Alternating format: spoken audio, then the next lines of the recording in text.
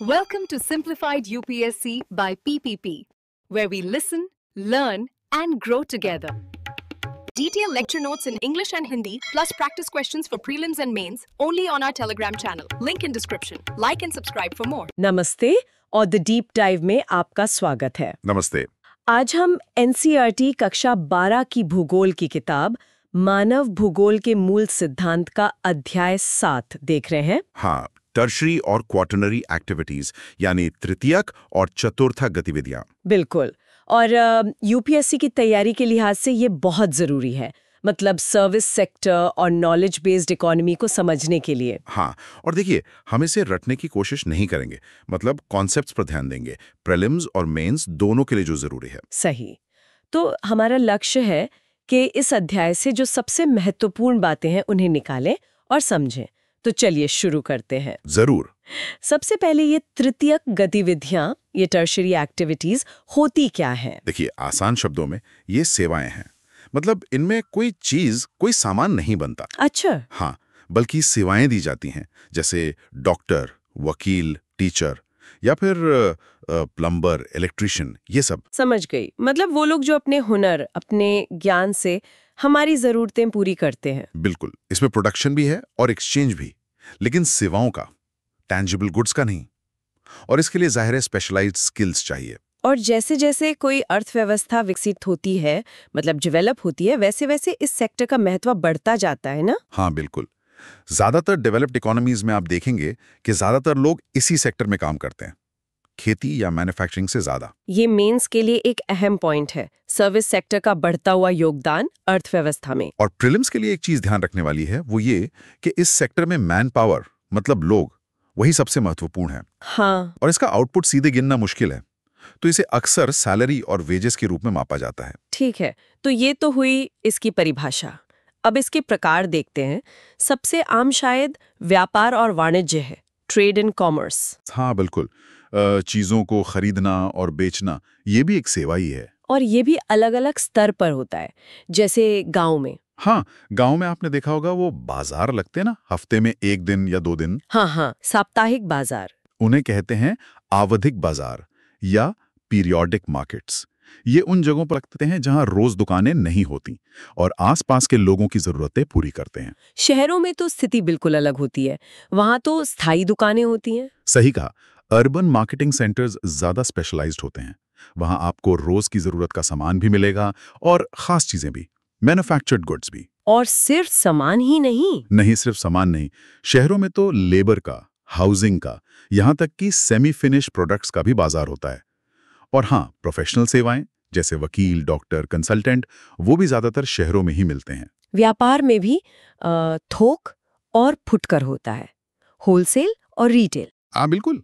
Wholesale यानी थोक व्यापार में क्या होता है कि व्यापारी बड़ी मात्रा में सामान खरीदते हैं सीधे फैक्ट्री से या किसानों से, और फिर छोटे दुकानदारों को या बिचौलियों को बेचते हैं। और रिटेल यानी फुटकर व्यापार, वो है जहां से हम और आप, मतलब उपभोक्ता, सीधे सामान खरीदते हैं। छोटी दुकानें, बड़े स्टोर्स, आजकल तो चेन स्टोर्स भी बहुत हैं, ये सब रिटेल का हिस्सा हैं। और मेंस के लिहाज से सोचें तो ये बाजार सिर्फ खरीद बिक्री की जगह नहीं है, ये आर्थिक विकास में भी मदद करते हैं, क्षेत्रीय जुड़ाव में। हाँ, बिल्कुल। ये रीजनल कनेक्टिविटी बढ़ाते हैं, आर्थिक गतिविधियों के केंद्र होते हैं। ठीक है। व्यापार के अलावा एक और बहुत बड़ा हिस्सा है सेवाओं का, ट्रांसपोर्ट और कम्युनिकेशन। हाँ, परिवहन और संचार। सोचिए, अगर सामान या लोग एक जगह से दूसरी जगह जा ही ना पाए तो अर्थव्यवस्था तो रुक ही जाएगी। बिल्कुल। परिवहन अपने आप में एक सेवा है, लोगों को, सामान को, संपत्ति को एक जगह से दूसरी जगह ले जाना। और आज के जमाने में एफिशिएंट ट्रांसपोर्ट बहुत जरूरी है, उत्पादन के लिए, वितरण के लिए, उपभोग के लिए, हर चीज के लिए। और परिवहन से चीजों का मूल्य भी बढ़ता है, वैल्यू एनहांसमेंट जिसे कहते हैं। सही। फैक्ट्री में बनी कुर्सी की कीमत और दुकान में बिक रही कुर्सी की कीमत में फर्क होता है ना, वो ट्रांसपोर्टेशन कॉस्ट जुड़ जाती है। हाँ। अच्छा, ये परिवहन के रास्ते, मतलब रूट्स, कैसे तय होते हैं? कई चीजों पर निर्भर करता है। देखिए, शहर, गांव, औद्योगिक केंद्र कहाँ हैं, कच्चा माल कहाँ मिलता है, व्यापार किस तरह का हो रहा है, जमीन कैसी है, पहाड़ी है या मैदानी, मौसम का भी असर होता होगा। हाँ बिल्कुल, जलवायु कैसी है, और सबसे जरूरी पैसा कितना है, मतलब मार्ग बनाने के लिए फंड्स कितने उपलब्ध हैं, ये सारे फैक्टर्स प्रीलिम्स के लिए जरूरी हैं। परिवहन के साथ ही जुड़ा है संचार, कम्युनिकेशन। हाँ, संदेशों का, विचारों का, तथ्यों का आदान प्रदान। पहले तो ये परिवहन पर बहुत निर्भर था। सोचिए चिट्ठियां कैसे जाती थीं। हाँ, घोड़े, नाव, वक्त लगता था। बिल्कुल, पर लिखने की कला के आविष्कार के बाद और फिर टेलीग्राफ, टेलीफोन, रेडियो, टीवी और अब तो खैर मोबाइल और इंटरनेट ने सब बदल दिया है। अब तो संचार बहुत तेज हो गया है और परिवहन से काफी हद तक आजाद भी। हाँ, कम्युनिकेशन के साधन भी कई तरह के हैं। टेलीकम्युनिकेशन है, टेलीफोन, मोबाइल, फिर मास मीडिया है, रेडियो, टीवी, अखबार, जो एक साथ बहुत लोगों तक पहुंचते हैं। सही। और सैटेलाइट कम्युनिकेशन और इंटरनेट ने तो दुनिया को वाकई में जोड़ दिया है।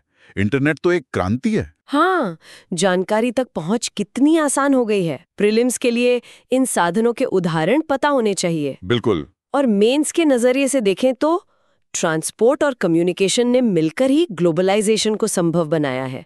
दुनिया एक ग्लोबल विलेज जैसी बन गई है। सही कहा। आर्थिक विकास के लिए ये दोनों ही बुनियादी जरूरतें हैं। इनके बिना आज की अर्थव्यवस्था सोच भी नहीं सकते। अच्छा, व्यापार, परिवहन, संचार के अलावा और कौन सी मुख्य सेवाएं हैं? और भी कई तरह की हैं। इनको हम स्तर के हिसाब से भी देख सकते हैं। जैसे कुछ होती हैं निम्न स्तरीय सेवाएं, लो ऑर्डर सर्विसेज। अच्छा, जैसे किराने की दुकान या धोबी की दुकान, नाई, ये आमतौर पर हर जगह मिल जाती हैं, ज्यादा फैली हुई होती हैं। ठीक है। और फिर उच्च स्तरीय भी होंगी। हाँ, हाई ऑर्डर सर्विसेज। ये ज्यादा स्पेशलाइज्ड होती हैं और अक्सर बड़े शहरों में ही मिलती हैं, जैसे कोई बड़ा कंसल्टेंट है या कोई स्पेशलिस्ट डॉक्टर। इन्हें हम शारीरिक श्रम बनाम मानसिक श्रम के आधार पर भी बांट सकते हैं। हाँ बिल्कुल।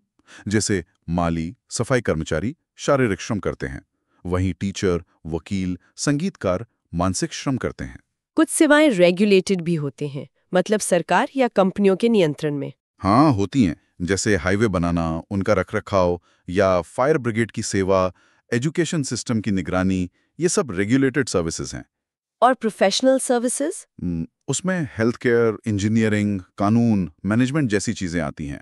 मनोरंजन और एंटरटेनमेंट सेवाओं का क्या? वो कहाँ मिलती हैं?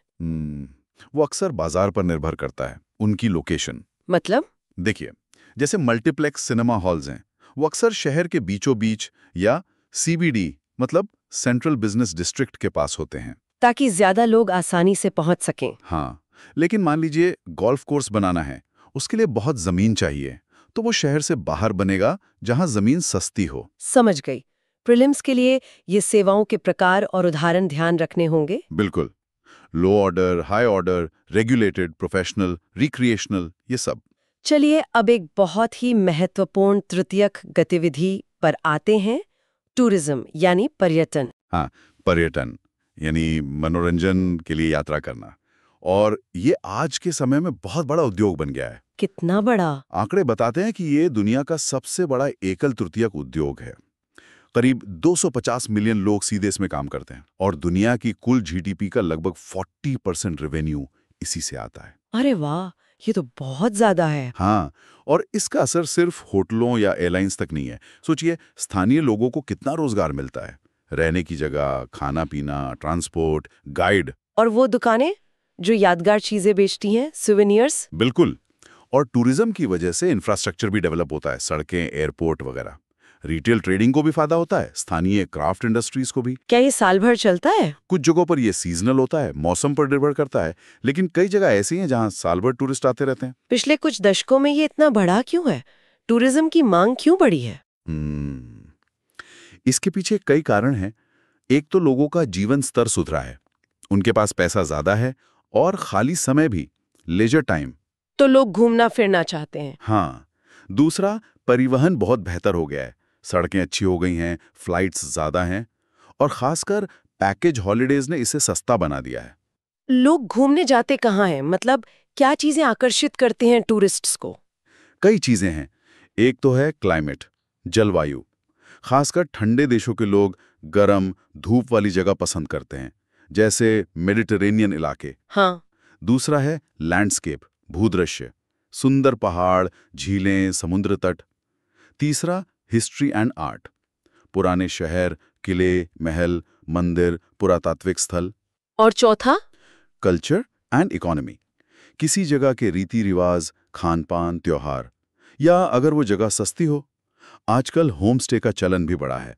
ये सारे फैक्टर्स प्रीलिम्स के लिए जरूरी हैं। पर्यटन क्यों बढ़ा, क्या आकर्षित करता है, और वो आंकड़े। हाँ बिल्कुल। मेंस में इसके आर्थिक प्रभाव, क्षेत्रीय विकास में भूमिका और शायद नकारात्मक पहलू जैसे पर्यावरण पर असर, इन पर सवाल आ सकता है। हालांकि ये अध्याय नेगेटिव एस्पेक्ट्स पर ज्यादा नहीं बोलता। सही। ठीक है, तृतीयक के बाद अब आते हैं चतुर्थक गतिविधियों पर। क्वाटरनरी एक्टिविटीज, ये क्या है? ये नॉलेज ओरिएंटेड क्षेत्र है। ज्ञान आधारित। ज्ञान आधारित मतलब वो सेक्टर जहां इंफॉर्मेशन का कलेक्शन, प्रोडक्शन और डिसेमिनेशन होता है। सूचना का संग्रहण, उत्पादन और प्रसार। इसमें रिसर्च एंड डेवलपमेंट, R&D भी शामिल है। उदाहरण? सोचिए किसी बड़ी MNC का CEO, कोई सॉफ्टवेयर डेवलपर, यूनिवर्सिटी का प्रोफेसर, मेडिकल ट्रांसक्रिप्शनिस्ट। अच्छा, तो ये सेवाओं का ही एक और एडवांस्ड रूप हुआ। हाँ, कह सकते हैं। इसमें बहुत ज्यादा स्पेशलाइज्ड ज्ञान चाहिए, टेक्निकल स्किल्स चाहिए, एडमिनिस्ट्रेटिव कॉम्पिटेंस चाहिए। और विकसित अर्थव्यवस्थाओं में ये नॉलेज सेक्टर तेजी से बढ़ रहा है। हाँ, बहुत तेजी से। सूचना आधारित सेवाओं की ग्रोथ बहुत ज्यादा है। प्रीलिम्स के लिए इसकी परिभाषा, उदाहरण और मुख्य घटक, इंफॉर्मेशन प्रोसेसिंग, R&D याद रखने चाहिए। ठीक है, और फिर इससे भी एक स्तर ऊपर है पंचम गतिविधियां, क्वेनरी एक्टिविटीज। हाँ, क्वाइनरी, ये एकदम हाईएस्ट लेवल का काम है, जहां बड़े-बड़े फैसले लिए जाते हैं, नीतियां बनती हैं। चतुर्थक और पंचम में फर्क क्या है फिर? ये थोड़ा कंफ्यूजिंग है। हाँ, फर्क बहुत बारीक है। देखिए, पंचम में नए विचारों का सृजन होता है, रीऑर्गेनाइजेशन होता है, मौजूदा विचारों की नई व्याख्या होती है, डेटा इंटरप्रिटेशन, नई टेक्नोलॉजी का मूल्यांकन, ये सब। उच्चतम स्तर के डिसीजन मेकर्स और पॉलिसी मेकर्स। बिल्कुल, इन्हें कभी-कभी गोल्ड कॉलर प्रोफेशंस भी कहते हैं। Gold collar? हाँ, जैसे बड़ी कंपनियों के सीनियर एग्जीक्यूटिव्स, बड़े सरकारी अधिकारी, टॉप के वैज्ञानिक, बड़े फाइनेंशियल और लीगल सलाहकार। अच्छा, इनकी संख्या तो कम होती होगी। हाँ, संख्या बहुत कम होती है, लेकिन इनका प्रभाव बहुत ज्यादा होता है।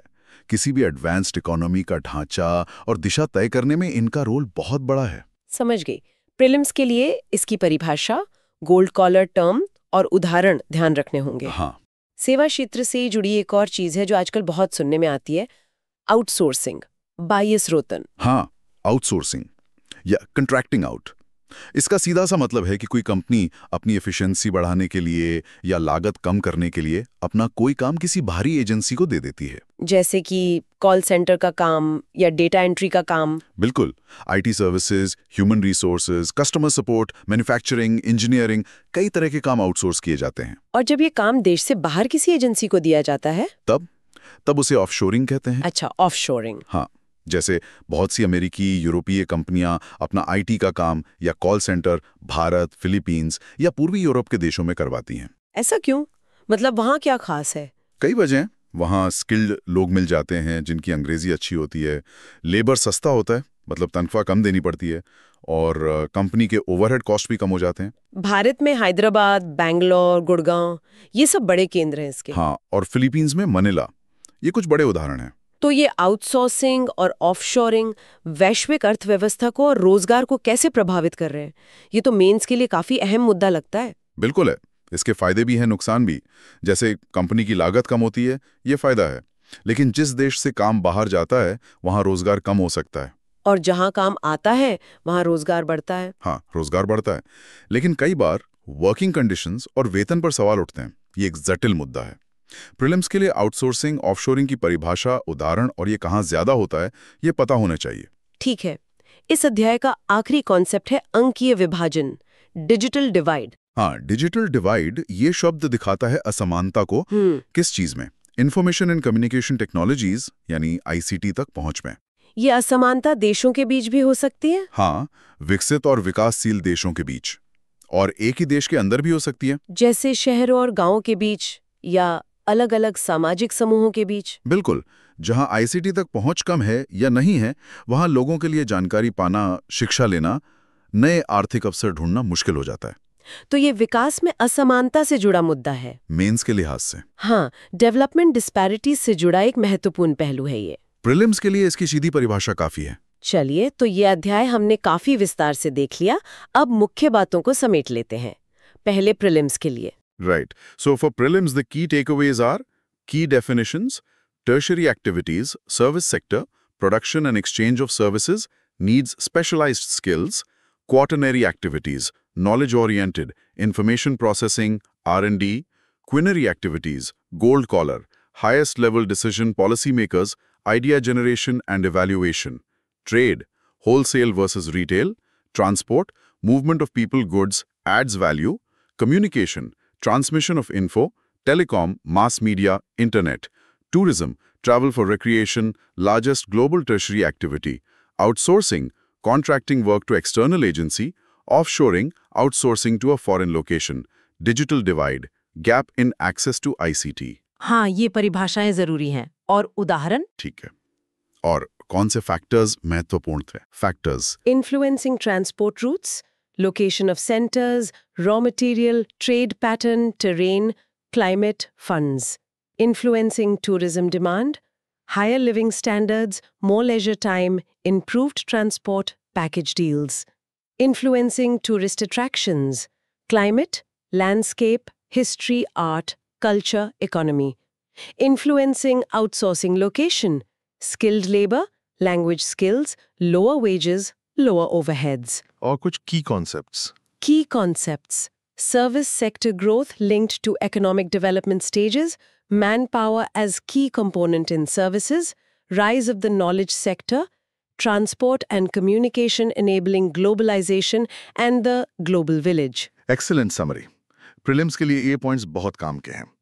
Now what about mains? Mains के लिए क्या take away? Okay, for mains consider these analytical points. Growing importance of the service sector. You need to talk about the shift towards tertiary, quaternary, and quinary activities. Discuss their contribution to GDP, employment, and overall economic development. हाँ, मतलब primary और secondary से आगे बढ़कर इनकी भूमिका। Exactly. Then, significance of transport and communication. Analyze how this infrastructure is fundamental for economic integration, globalization, and the whole global village concept. It's like the arteries and nerves of the economy. ठीक है। तीसरा, Tourism as a major economic driver. Evaluate its role, revenue, employment, infrastructure, local crafts promotion, but also maybe hint at potential downsides like environmental impact, even if not detailed here. चौथा point, Impact of outsourcing. Discuss the complex effects, cost savings for companies, employment shifts globally, labor standards issues, economic dependency. It's not black and white. सही। और आखिरी, The digital divide. Analyze how unequal access to ICT creates and worsens development disparities, limiting opportunities for many, both between countries and within them. बिल्कुल। तो ये थे mains के कुछ अहम बिंदु। तो ये था एनसीईआरटी अध्याय 7 तृतीयक और चतुर्थक गतिविधियों का हमारा विश्लेषण। हमने देखा कि ये सर्विस सेक्टर कितना फैला हुआ है और नॉलेज इकोनॉमी कैसे महत्वपूर्ण होती जा रही है। हाँ, और ये विषय सिर्फ भूगोल तक ही सीमित नहीं है। ये economy, social issues, science and tech सबसे जुड़ते हैं, खासकर जब हम कम्युनिकेशन, आईसीटी, आरएनडी की बात करते हैं। सही कहा। अच्छा, जाते जाते एक सवाल सोचने के लिए छोड़ जाते हैं। भविष्य में आर्टिफिशियल इंटेलिजेंस, एआई जैसी तकनीकें इन सेवा क्षेत्रों को, खासकर क्वाटरनरी और क्विनेरी को कैसे बदल सकती हैं? हाँ, नौकरियों पर क्या असर होगा? स्किल्स कौन सी जरूरी होंगी? या ये सोचिए कि जैसे जैसे हम ज्यादा ज्ञान आधारित अर्थव्यवस्था बन रहे हैं, कौन सी नई नैतिक चुनौतियां, एथिकल चैलेंजेस सामने आ सकती हैं? दिलचस्प सवाल हैं। तो आज के लिए इतना ही। हमारे साथ जुड़ने के लिए धन्यवाद। धन्यवाद। अगली बार फिर मिलेंगे एक नए विषय के साथ। Thanks for watching. Follow us on Telegram and Instagram.